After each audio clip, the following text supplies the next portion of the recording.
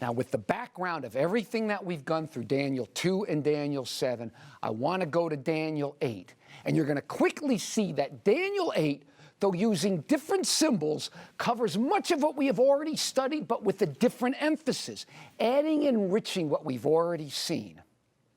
Now, just as in Daniel 2 and in Daniel 7, Daniel 8 is divided into two main sections. It's a supernatural revelation, in this case a vision, followed by an explanation of the vision. And Daniel 8 starts out like this, simple enough. Okay? Daniel 8:1. In the 3rd year of the reign of King Belshazzar, a vision appeared unto me, even unto me, Daniel, after that which appeared to me at the first. Okay? 8:1. So as I said, the chapter starts out with the vision, as did the previous chapter, Daniel 7, which he might even be referring to here, because he talked about the vision which appeared to me at first. And if we read the chapter, we can see that in the vision of Daniel 8, 4 main elements appear, 4 main symbols. Because, as we've seen, these visions and dreams come first in symbols, symbols that are later interpreted. And as we've seen so far, much of what's being revealed to us here has to do with the rise and fall of great empires. And it's no different in Daniel 8. In the vision, Daniel 8, Daniel is first shown a ram. Then I lifted up my eyes and saw, behold, there stood before the river a ram. Okay, simple enough. He sees a ram. What next? And as I was considering, behold, a he-goat. Okay, after the ram, he sees a goat. What next? Daniel 8:9. And out of one of them came forth a little horn. So what comes next is a little horn power. After describing in detail, a lot more detail than given to any of the other powers, the activity of this little horn, the vision itself ends with this verse. Look at this verse. And he said unto me, unto 2,300 days, then shall the sanctuary be cleansed. Thus, the vision of Daniel 8 consists of really 4 elements, just 4 elements. They are Daniel 8, a ram, a he-goat, a little horn, and the sanctuary cleanse. Again, please read the first 14 verses over until you can see this sequence. It is crucial. Now, sure, there are a lot of details in here that we can look at on the website. We don't want to deal with them now. But for our immediate purpose, the key issue here in Daniel 8 is the sequence of events. Catch this. A ram, a goat, a little horn, and the sanctuary cleanse. This has to be seen and understood for this prophecy to make sense. And fortunately, it's all pretty clear, cut, and dry. A ram, goat, little horn, sanctuary cleansed. Okay, boom. Now, just as we saw in Daniel 2 and Daniel 7, this dream or vision, this is symbolic. Daniel 8's not about a ram and a goat and a little horn any more than Daniel 7 was about winged lions and leopards and so on. Or Daniel was really about a statue made of iron and clay in the feet. These are symbols, symbols of something greater than themselves. What then is Daniel 8 about? Well, as in Daniel 2 and Daniel 7, an explanation follows. What does it say? Well, the angel Gabriel comes in Daniel 8 and gives him an explanation of most of what followed. Now notice what Gabriel explained. He explains most, but not all of the vision. I'm going to hammer that in ad nauseum. What do we have? Gabriel comes and says, the ram which thou sawest having 2 horns are the kings of Media and Persia. Huh? Media and Persia? Didn't we come across that empire already? Of course, we did in both Daniel 2 and Daniel 7. And what do you know? Media Persia appears again in Daniel 8, only there's no guesswork. It is named. Gabriel comes right out and names the kingdom himself. Now, the logical question is, where is Babylon? Which we saw in Daniel 2 and Daniel 7. Daniel 8, however, skips Babylon and starts with Media Persia. Now, why would it do that? Well, let me give you the short answer. It has to do with the dating of the vision, which was near the end of the Babylonian Empire. I imagine that the Lord wanted to focus on the kingdoms that would follow and not waste time on Babylon, which was soon to be kaput and pass from the scene anyway. Okay, so the point is, we start out with Media Persia named for us, okay? What comes next? What was the goat, the next animal in the vision? And the rough goat is the king of Grecia, Greece. Greece? What do you know? The same power that we saw in both Daniel 7 and in Daniel 2.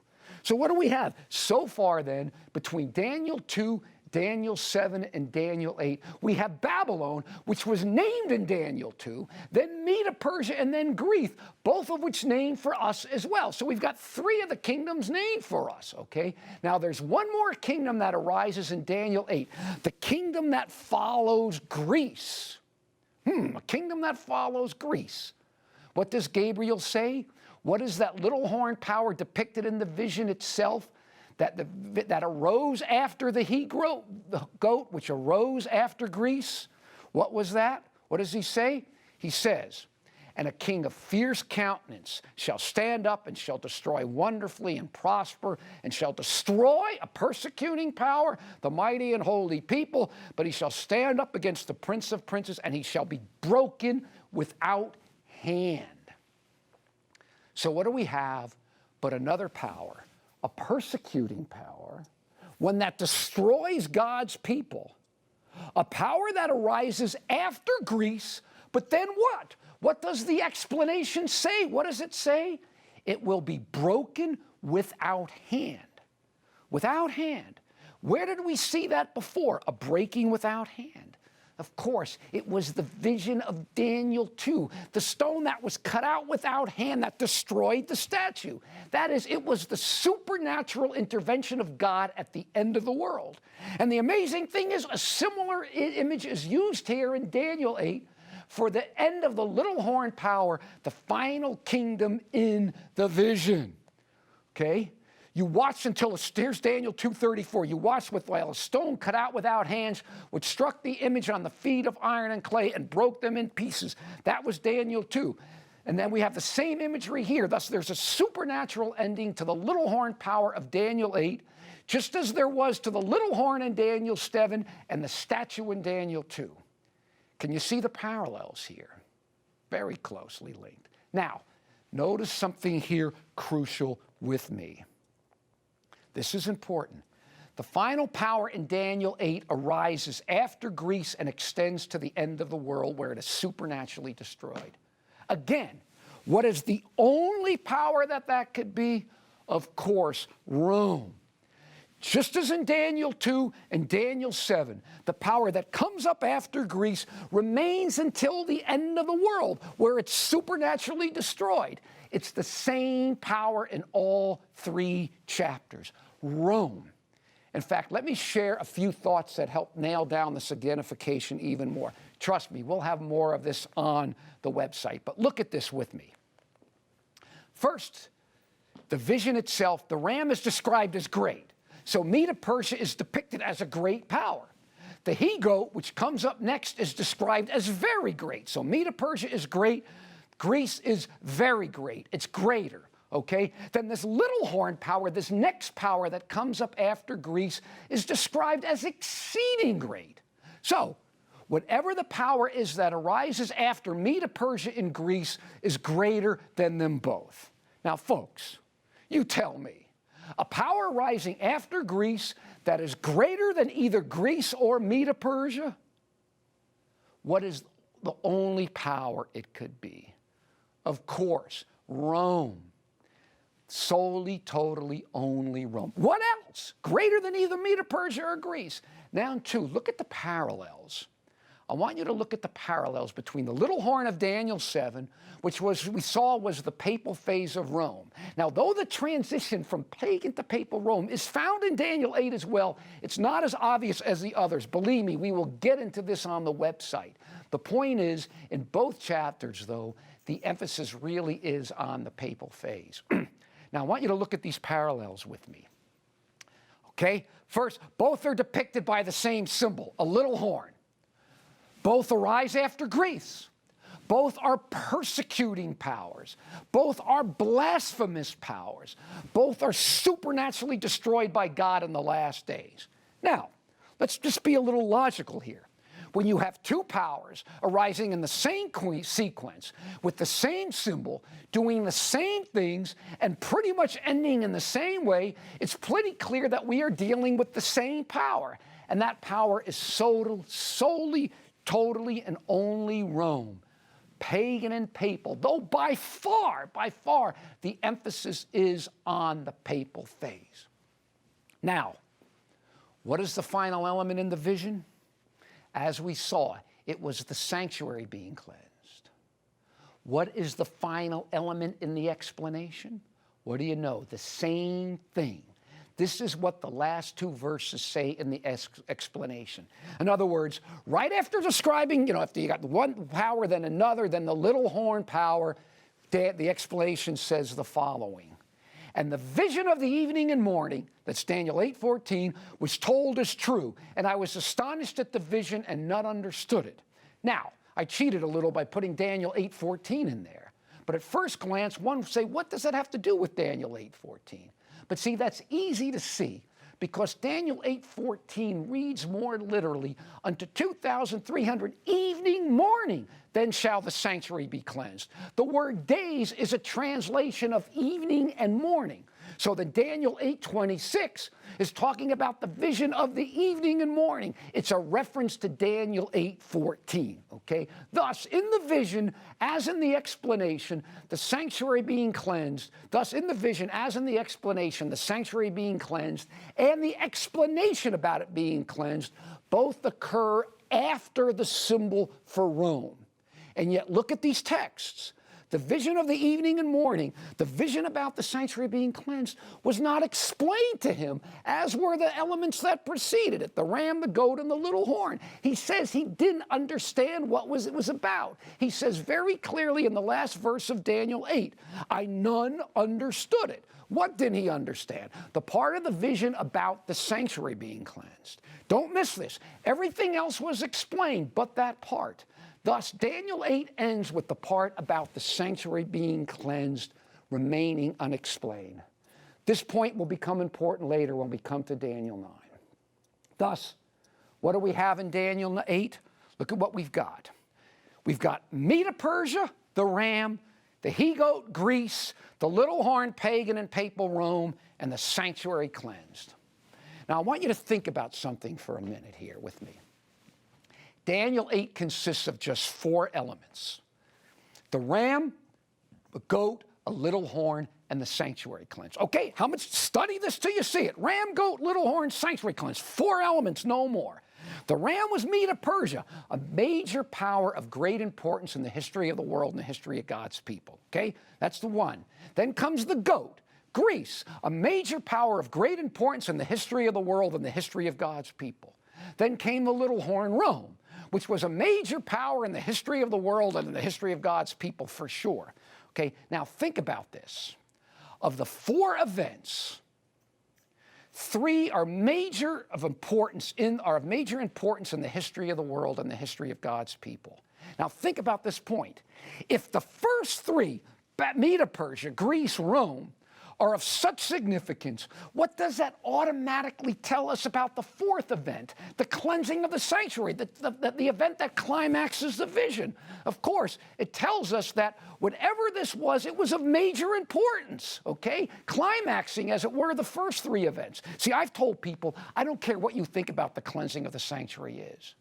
Even if you reject what we as Adventists say, it still has to be something of major significance. I mean, Medo-Persia was major significance. Greece was major significance. Rome. And then the 4th element, the climactic element, whatever it is, that's got to be of major significance. And as far as I know, Adventists are the only one who give it any significance at all. And what is it that deserves not only to be placed among these major events, what is it that it should climax it? Well, here's what it is. It's the great judgment depicted in Daniel 7 that leads to the end of the world and establishment of God's final kingdom. Is that great enough for you? Let's look at the parallels between the 3 chapters we have studied so far. This is really the point where all that has come before leads to. You must take the time to see these parallels for yourself. If you do, you'll have pretty much all that you need to know and understand what's going on here. Look at these parallels here. This is crucial. We've got Babylon in Daniel 2, Babylon in Daniel 7. Same events. As we saw, Babylon's not mentioned in Daniel 8 because it's pretty much soon to fade away. Then we got Medo-Persia, Daniel 2, Daniel 7, Daniel 8.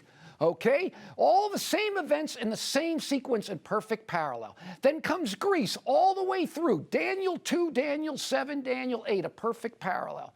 Then there's Daniel, as in Daniel 2 is Rome, Daniel 7 is Rome, and Daniel 8 is Rome. Perfect parallel. Then following the chronological and historical sequence that we have in Daniel 7, a great judgment scene that leads to the end of the world. Remember, that came up right after that phase of Rome. And in perfect parallel, and that is in perfect parallel to the cleansing of the sanctuary, which leads to the end of the little horn, as it did in Daniel 7, leads to the end of the world, a demise that comes without hand. Just as it was with the stone in Daniel 2, the stone that ended the world as we know it. The point is, folks, study this chart. If you need to stop the video here, study this from your Bible. Let it burn in your brain. See this parallel between Daniel 2, Daniel 7, and Daniel 8. Folks, if this was all that we had, we would have enough to know that the cleansing of the sanctuary in Daniel 8 is the same thing as the heavenly judgment in Daniel 7, and it occurs after the specific time frame of the little horn power and before the second coming of Jesus. Again, we have been given in Daniel 7 our first apocalyptic time prophecy, one rooted in something as firm as world history itself. And it's after this time frame, it's after that specific frame that the judgment occurs. And that judgment is the same thing as the cleansing of the sanctuary. Thus, look at it like this. Start out Babylon. Babylon ends in mid-6th century BC. Then you got Medo-Persia, and somewhere 4th century BC. Then Greece until 2nd century BC. Then you've got Rome, pagan and papal Rome, depicted with our first apocalyptic time prophecy, 1260 years, that takes us into the 18th century. If you want specifically 1798, then after that date, you've got a judgment in heaven, which is the same thing as the cleansing of the sanctuary, and it all ends with God establishing his eternal kingdom. Again, God has given us a foundation as solid and immovable and as verifiable as history itself, world history itself. And it's on this incredibly firm foundation of world empires that he has revealed to us this pre-Advent judgment and the general time frame for it, after 1798, but before the second coming of Jesus. Now, we're still not done. We can nail this down even more precisely, which is what I want to do. First, I want you to notice with me something about the 3 chapters that we have studied. Daniel 2 was a dream, and then a complete explanation of the dream. Daniel 7 was a vision, and then a complete explanation of the vision. Daniel 8 was a vision, but then only a partial explanation of the vision. Remember what we saw. The vision about the evening, and the part of the vision about the evening and morning, the 2300 days of verse 14 was not explained. He didn't understand it. Daniel 8, 26 and 27 again. And the vision of the evening and mornings was true. Okay, notice he's emphasizing that it's true. And I was astonished at the vision, but none understood it. He didn't understand the final part of the whole vision, the part about the vision of the 2300 evenings and mornings. So look at this. Daniel 2, you got a dream and a full explanation. Daniel 7, a dream or a vision and a full explanation. Daniel 8, a vision and a partial explanation. Of the 4 elements in Daniel 8, the ram, the goat, the little horn, and the sanctuary being cleansed, only the part about the sanctuary being cleansed. The vision of the evening and morning was not explained. Daniel was very clear that he didn't understand the specific part of what was shown to him. The crucial point is that the last time we see Daniel not having an understanding of anything was in regards to the vision about the cleansing of the sanctuary in Daniel 8:14. That was the only part of the vision in Daniel 8 that was not explained, the only part he did not understand.